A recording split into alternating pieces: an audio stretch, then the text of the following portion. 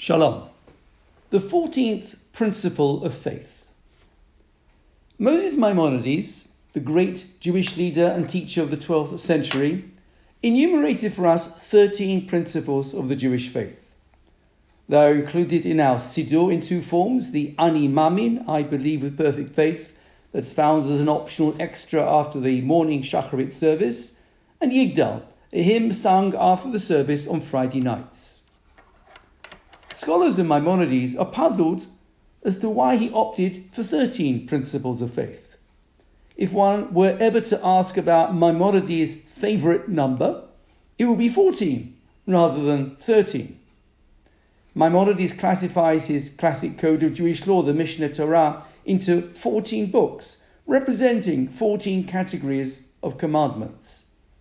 In his philosophical work, Guide for the Perplexed, he has a different 14-fold classification of the commandments. In his introduction to his Sefer HaMitzvot, Book of Divine Commandments, he lists 14 principles which establish the criteria whether a biblical passage is to count as one of the 613 commandments or not.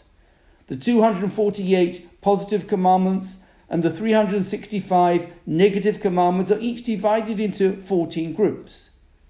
Maimonides' great-grandson once noted that the sum of the digits of 248, 2 plus 4 plus 8, and 365, 3 plus 6 plus 5, both equal 14.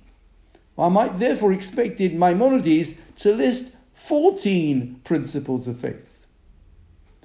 My teacher, the late Rav Nachum Rabinovich Zichrono Livracha, passed away in the year 2020, points out that there is a 14th principle of faith, and it is based on a verse in this week's parashah. This day I call heaven and earth as a witness against you, that I have set before you life and death, the blessing and the curse.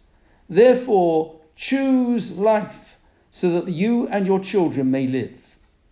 The Torah is setting out here the principle of free will. Maimonides codifies it in the following way. Free will is bestowed on every human being. If one desires to turn towards the good way and be righteous, he has the power to do so. If one wishes to turn towards the evil way and be wicked, he is at liberty to do so. This doctrine is an important principle, the pillar of the law and the commandment. If God had decreed that a person should be either righteous or wicked, what room would there be for the whole of the Torah?